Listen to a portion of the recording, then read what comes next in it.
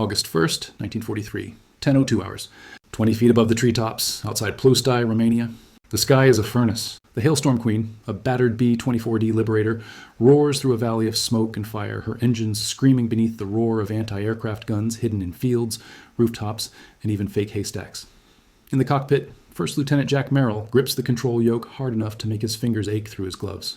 Every vibration, every metallic groan from the aircraft sends a shiver through the frame and into his bones. A black blossom of flak erupts so close it blasts soot across the cockpit glass. The shockwave slams through the fuselage with the violence of a sledgehammer. The starboard wing disappears behind a curtain of flame for a half-second before the wind tears the fire back into a streaming banner. Engine 3's burning over the nacelle, the engineer yells, choking on the smell of scorched fuel. We're venting everywhere. The cockpit temperature climbs fast. Sweat trickles down Merrill's back beneath his flight vest. His co-pilot, Lieutenant Harris, flips wildly between gauges, calling out numbers that drop lower every second. Oil pressure failing, cylinder temperature rising, fuel pressure erratic. The whole bird is dying around them. Below, the Ploesti oil complex stretches for miles. Endless tanks, pipes, pump stations, and distillation towers. Smoke boils up from earlier bomb runs, rising so thick it feels like the entire earth is burning. Behind Jack Merrill's aircraft, other B-24s skim over the smoking industrial maze, some so low their landing gear nearly scrapes rooftops. Others spiral down trailing flames, leaving streaks of black across the sky as they crash into fields or storage tanks. This was supposed to be a surprise strike, a low-altitude punch straight to the heart of Hitler's fuel production. Instead, it has become a slaughter. Inside the nose bubble, Bombardier Charlie Vance crawls forward on his elbows. He wipes soot from the Norden bomb site and tries to find his target through the swirling chaos. His voice crackles across the interphone.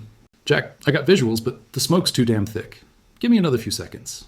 "We don't have seconds," Merrill replies, struggling to keep the bomber level. The plane lurches as the burning starboard wing dips. Merrill counters, shoving the opposite rudder pedal down hard. The entire ship groans, metal flexing under the strain. More flak bursts, more smoke, more chaos. "Pilot, this ship can still turn back," Engineer McCalgan calls out from the catwalk above the bomb bay. "We've got fuel to ditch outside the city. Crew could bail out. We can make it out of here, Jack." But Merrill doesn't speak, because he can see the target ahead, or what he thinks is the target. Through the drifting haze, he spots the distinct profile of a cracking tower rising above the tree line. And the refinery beyond it still burns with terrifying strength, not the crippled, collapsing inferno they were supposed to create. Vance's voice returns, strained and panicked. "Jack, this is our chance. If we're going to hit anything, it's got to be now." The Hailstorm Queen drops lower, so low the crew can see the tops of trees whipping past beneath them, leaves torn away by prop wash. The bomber should pull out. She should retreat. She should climb for altitude, limp back toward friendly lines, or crash land safely in the countryside. But as Merrill stares ahead through the swirling, fire-lit haze, something else grips him. Duty anger, and the knowledge that the survival of thousands of men below, on the beaches of Sicily and the skies over Italy in the coming invasion of France, depends on cutting off Hitler's fuel. He lowers the nose. "Bombardier," he says quietly, "you're going to get your shot." Harris turns toward him, eyes wide. "Jack, we're flying a burning fuel tank." "I know." The bomber steadies. The flames on the wing flicker violently, but do not go out. The refinery looms forward like a giant steel beast breathing smoke. "Hold her steady," Vance shouts. Merrill breathes once, slow, controlled. The Hailstorm Queen dives straight into the mouth of hell. 9 hours earlier, Benghazi, Libya. 0140 hours. The desert night is still warm when Lieutenant Jack Merrill steps out of his tent. His boots sink into sand that holds the day's heat like a furnace that never quite cools. The air is thick with the heavy scent of aviation fuel, dust, and the faint hum of generators scattered across the airfield. Rows of B-24 Liberators sit in formation beneath the moonlight. Dark giants resting before they rise into the most dangerous mission undertaken by the U.S. Army Air Forces. Ground crews move between them in near silence. Bombs are hoisted into open bays. Bolts are tightened. Oil-stained hands smear across metal as mechanics check, recheck, and check again. No one speaks, unless necessary. Everyone knows something enormous is coming. Inside the briefing tent, the heat is almost suffocating. Lanterns hang from wooden beams, their dim yellow glow shaking in the early morning breeze. More than 100 pilots and navigators sit shoulder to shoulder on long wooden benches, sweat already forming on their brows. Merrill slides into a seat beside his bombardier, Charlie Vance, who taps nervously at a brass coin, his ritual before every dangerous flight. Behind them sit the rest of the Hailstorm Queen's crew. Eddie Russo, the wiry tail gunner, Sam McCalgan, their calm but exhausted flight engineer, Doyle Perkins, the radio man, and Sergeant Dockery, the stoic top turret gunner who rarely speaks unless the sky is on fire. The tension feels alive, like something breathing in the room. Then the lanterns dim slightly as Colonel Leon Johnson steps onto the raised platform. Behind him is a massive map of Europe covered in red strings, blue arrows, and black grease pencil circles. At the center, one circle stands out more than any other: Ploesti oil complex. Target priority, maximum. Johnson grips the podium, his tone sharp and undeniable. "Gentlemen," he begins, "what you will attempt today has never been done, and it may never be done again." A ripple passes through the room. He points to the red circle. Operation Tidal Wave is a low-altitude strike against Hitler's primary oil supply. Not secondary, not optional. This, he taps the map, is the lifeblood of the Nazi war machine. He pauses, letting the weight settle. You will fly at rooftop level, 30 feet above the ground, through smoke columns, through flak concentrations, through barrage balloons and decoy defenses. They know we're coming eventually, and they will not be gentle about it. A projectionist clicks on a slide. Grainy images of German defenses, flak towers disguised as barns, machine gun nests disguised as haystacks, fake smokestacks meant to blind pilots. "Expect deception," the intelligence officer says. "Expect traps. Their entire layout is designed to funnel you into kill zones. The room grows colder, even in the desert heat." Merrill studies the chart. The flight route stretches from Libya across the Mediterranean, then deep into Romania, a long, looping path threading between mountains and cities before dropping into the oil fields. "It looks impossible," Charlie Vance whispers. "Low altitude means no evasive moves. Straight in, straight out, or straight down." Merrill replies quietly, "Only if you lose your nerve before you lose your bombs." But even he knows the odds. Colonel Johnson continues, his voice flatter now, almost solemn. "Losses will be high. Some men lower their heads. Some grip their dog tags. Some stare straight ahead, refusing to blink." Then Johnson softens. "But every refinery you destroy today is one German tank that cannot advance. Every pipeline you break is one aircraft that cannot take off. This mission will not end the war." He pauses, "but it will shorten it." He looks directly at the crews of the 44th, 93rd, and 389th bomb groups. "You are the only ones who can do this." Silence. Then the briefing ends with the scrape of benches and the shuffle of boots. No laughter, no talking. Even the bravest among them feel the weight of what's coming. Outside, first light crawls across the desert. Engines rumble to life like thunder rolling across the sand. Dust rises in great clouds. Bomb bay doors close with metallic finality. Merrill runs his hand along the side of the Hailstorm Queen, feeling the cold, unforgiving metal. As the crew climbs aboard, McCalgan leans toward him. "Jack, you think we make it back from this one?" Merrill looks toward the horizon, toward Europe, toward Ploesti, toward the fire that awaits them. "We make it far enough," he says. The engines thunder. The desert vibrates, and Operation Tidal Wave begins. August the 1st, 1943, 10:03 hours, just outside the Ploesti refinery complex. The Liberators are no longer a formation. They're a scattering of wounded giants limping through walls of smoke, each one fighting its own private war for survival.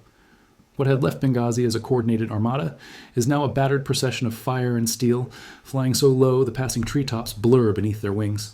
The Hailstorm Queen bucks again as flak erupts beneath her belly. Inside the fuselage, the blast sends wrenches, ammunition belts, and loose gear clattering across the floor.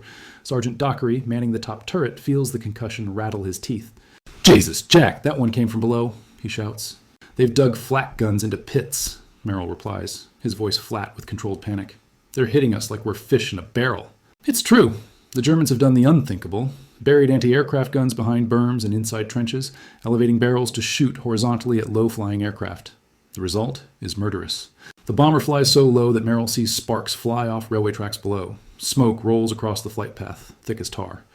The scent of burning crude rises into the cockpit, heavy, toxic, suffocating.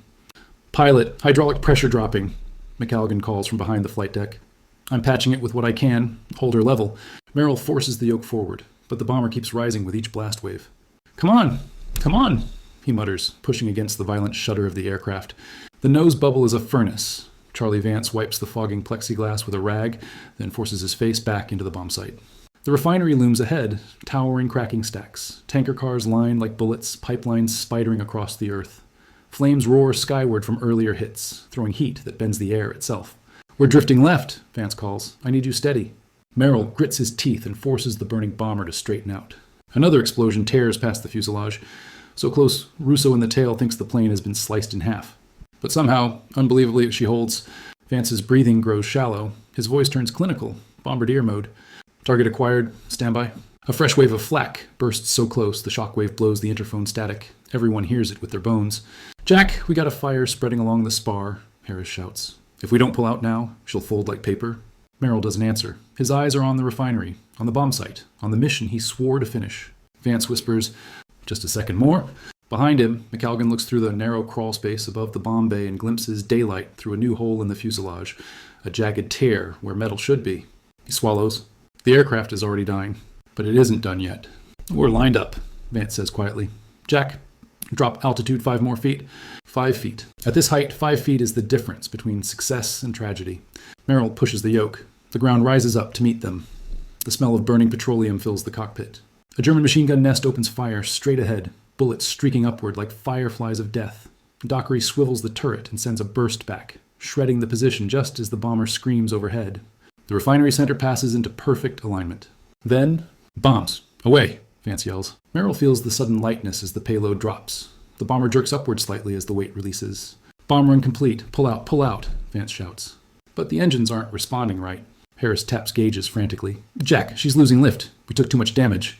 Merrill yanks back on the yoke. The bomber rises, slowly, reluctantly, like a wounded animal trying to stand.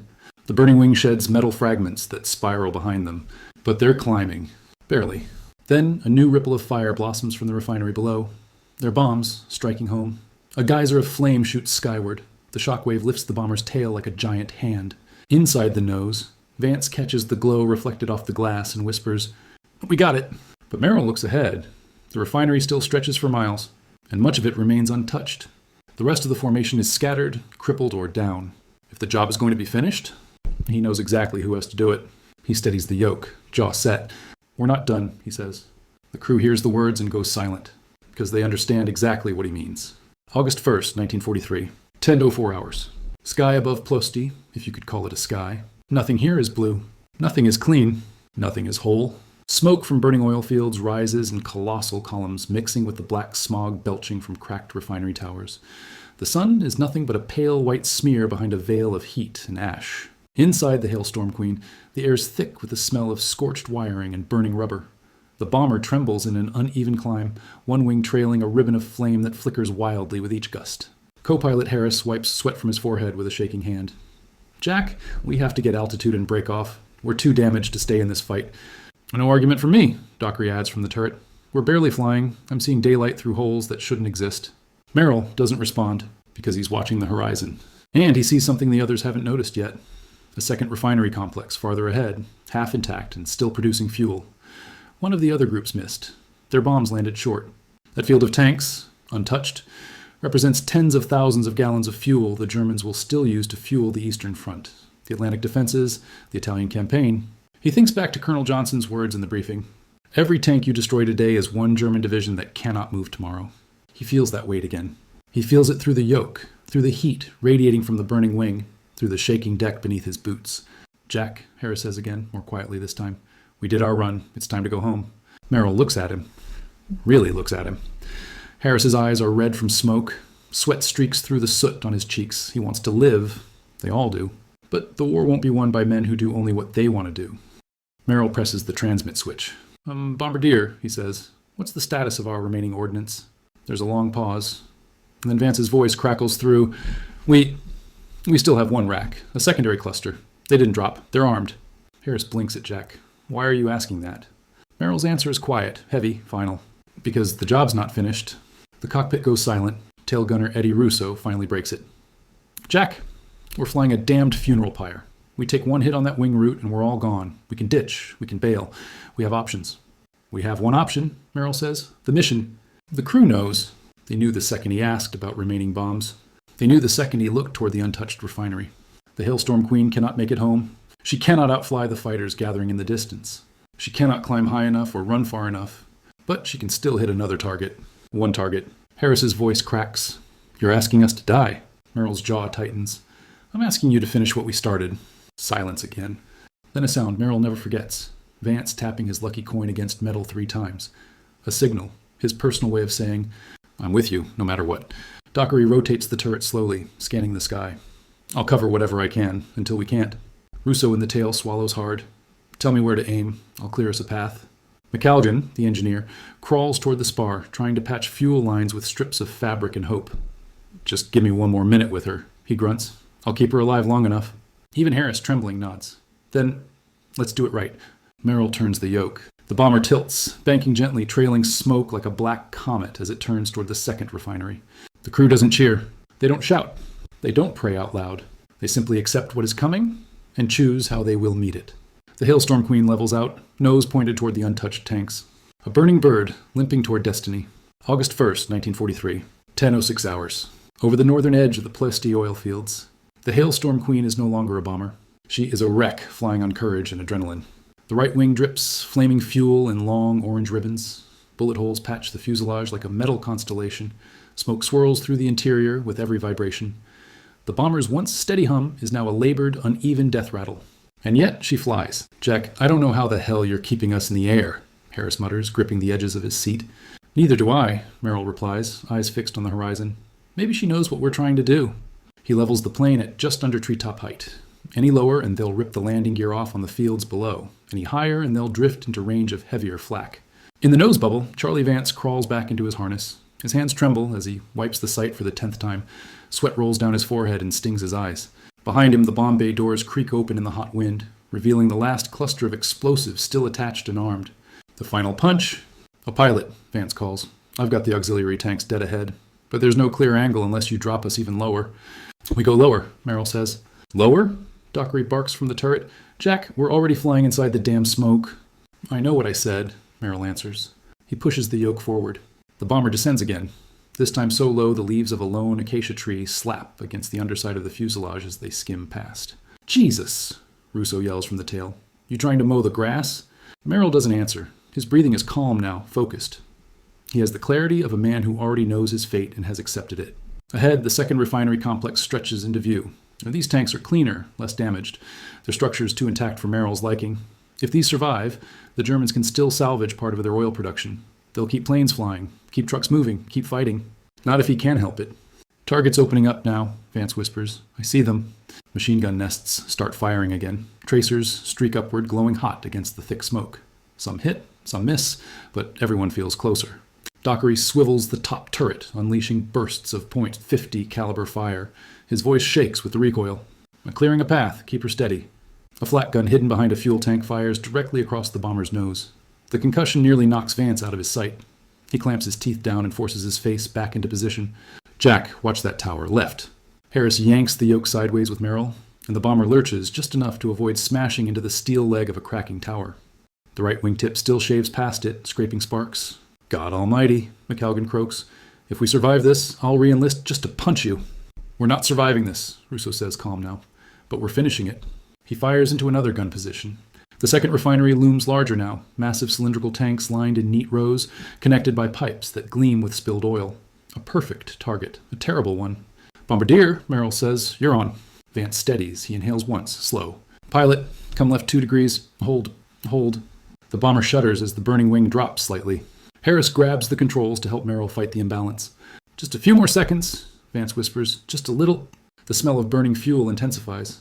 Part of the right wing skin peels away, spiraling behind in a trail of fire and metal. We're not going to make it, Harris shouts. We'll make it long enough, Merrill replies. Flak bursts directly in front of the nose. The shockwave punches the glass but doesn't break it.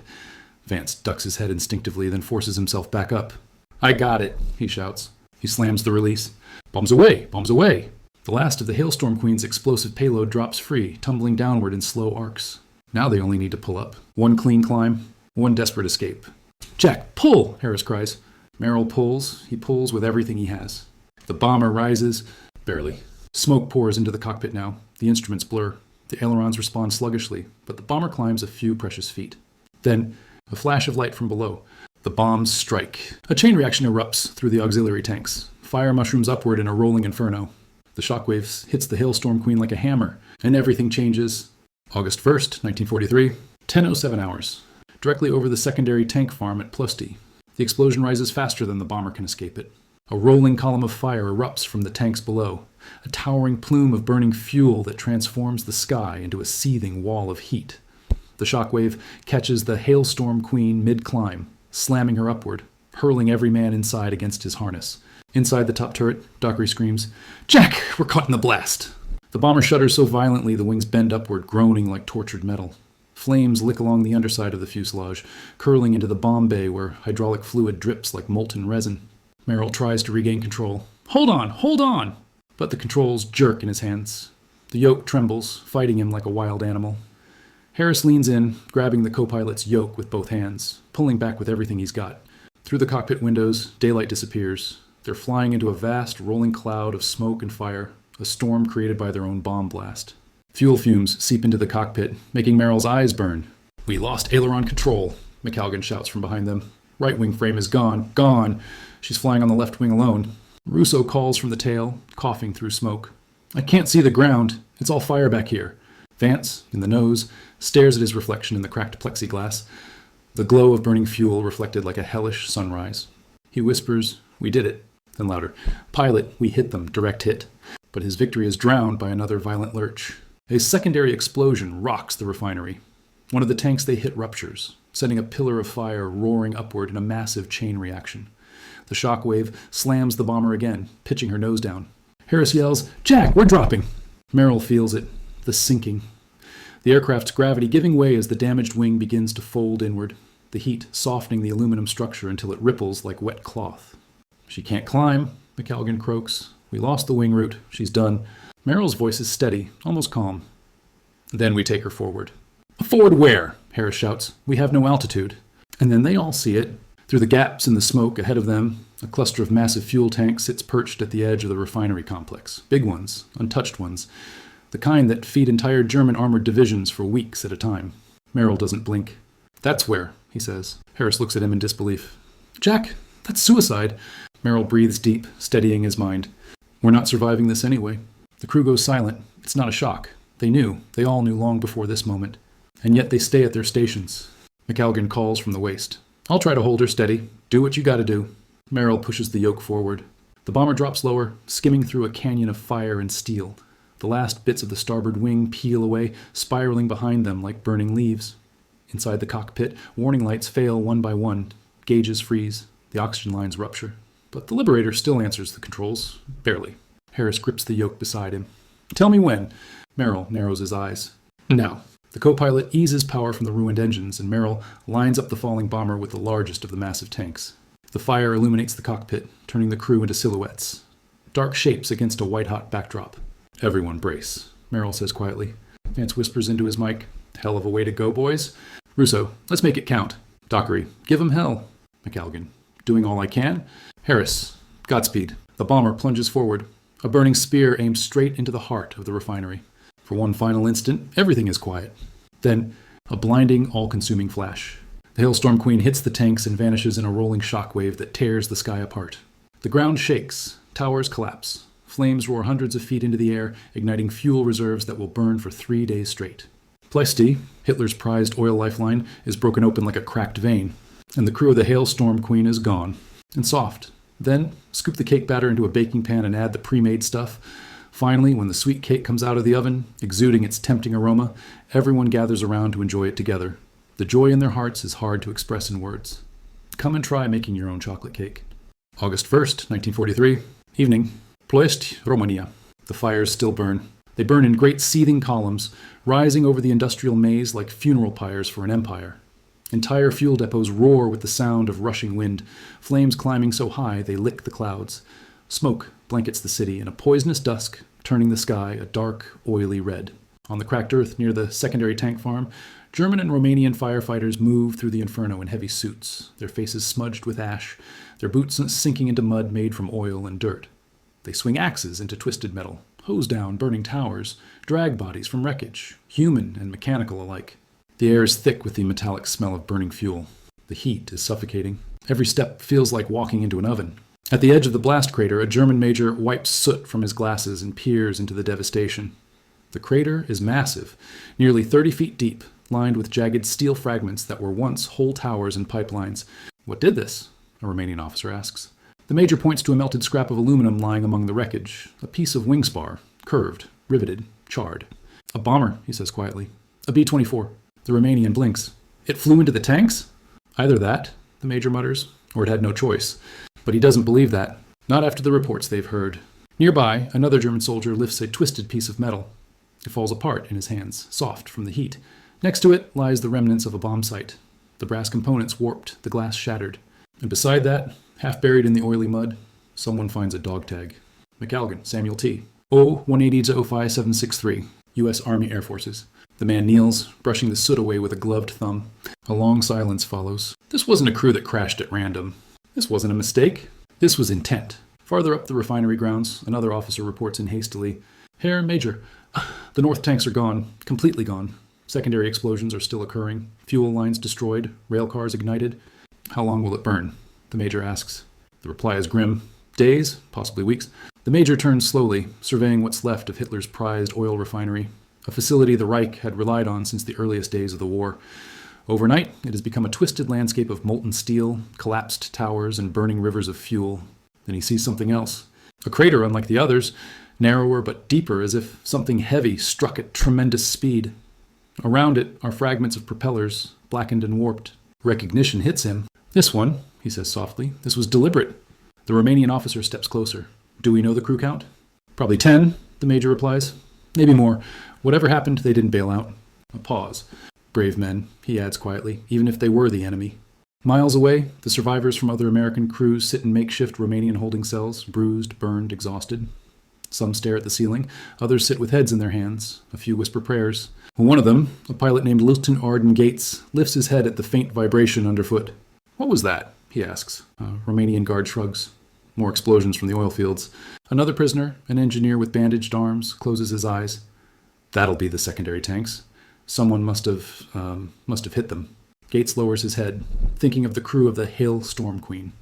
He had seen them in formation earlier, saw the fire on their wing, saw them peel away. He swallows hard. They didn't turn back, he whispers. And in that dim cell, surrounded by burned-out men, he feels something swell in his chest. Sorrow, pride, disbelief. They went in. Night falls over Ploesti. The flames still climb. The tanks still burst in periodic detonations. The refinery glows like a dying star. And somewhere in that inferno lie the remains of 10 men who refused to quit. 10 men who could have landed. 10 men who could have bailed. 10 men who chose instead to change the course of the war in the final moments of their lives. Silence settles, broken only by the crackling roar of burning fuel. Their work is done. August the 2nd, 1943. Morning. Mediterranean Theater of Operations Headquarters. Benghazi, Libya. The heat is already punishing by sunrise, but the airfield feels strangely quiet. Crews who didn't fly in Operation Tidal Wave gather near the runway as the morning haze lifts. They wait. They watch the horizon. They hope for the impossible, that more B-24s will appear over the water, limping home on fumes and prayer. But the sky remains empty. Colonel Johnson stands with arms crossed, jaw clenched hard enough to crack teeth.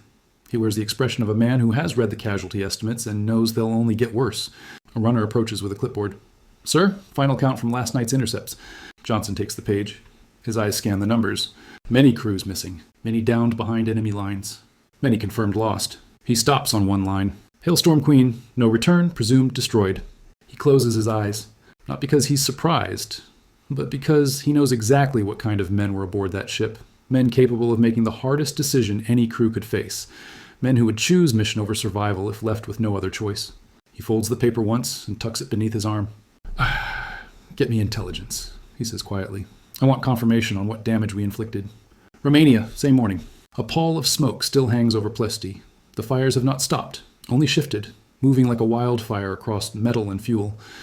German engineers inspect the damage with grim disbelief. Pipelines are shattered. Rail loading stations collapsed. Tanks ruptured into blackened shells. Entire distillation units rendered unrecognizable. And in the center of the ruin stands the largest crater of all, the impact site of the Hailstorm Queen. A German officer surveys it, boots sinking into oil-soaked earth. His report is clipped, professional, but the tremor in his voice betrays the truth. This was not a conventional strike. A bomber impacted the tank farm at full speed. Its remaining ordnance detonated on contact. The resulting blast destroyed multiple reserves. His superior frowns. Why would they do that? The officer hesitates. Because they chose to. Later, Ploesti prison. Among the American prisoners, word spreads slowly. A Romanian mechanic, sympathetic to the Allied cause, tells a group of captured airmen what he heard from the refinery workers. A burning Liberator. It turned back, he whispers through the bars. It aimed itself at the far tanks. They say it hit like thunder. The captured men go still. One of them, Arden Gates, who flew in the same wave as Merrill, sits forward on the bench, elbows on his knees. They knew they wouldn't make it home, he says. So they did something damn few men would do. A silence falls, and someone says what they're all thinking. They finish the job. 2 weeks later, Allied Assessment Room, Cairo. Intelligence officers hunch over reconnaissance photos taken on August 10th. The images show Ploesti's destruction in stark black and white. Twisted towers, charred pipelines, vast pools of burned fuel. A British analyst traces the impact crater with a pencil. "This one," he mutters. "This crater shouldn't be this size unless an entire aircraft detonated." An American officer nods. "We've heard reports. One Liberator hit the tanks directly." The British analyst leans back slowly. "Whoever those men were," he murmurs, "they likely shortened this war." Back in Benghazi, the memorial tent.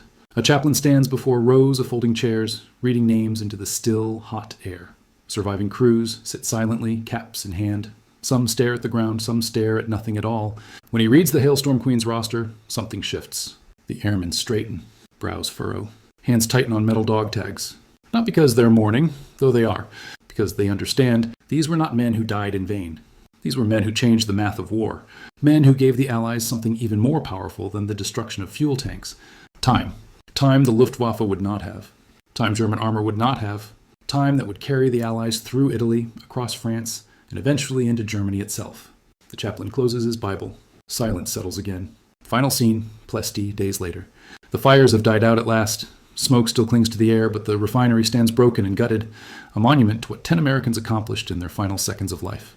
The crater remains. Within it, scraps of metal and melted glass glint weakly in the morning sun. And though no marker stands there, though no plaque records the event, those who witnessed it never forget the sight of a burning B-24 turning deliberately toward the tanks. Because they knew what it meant. They knew the truth behind the mission's final act.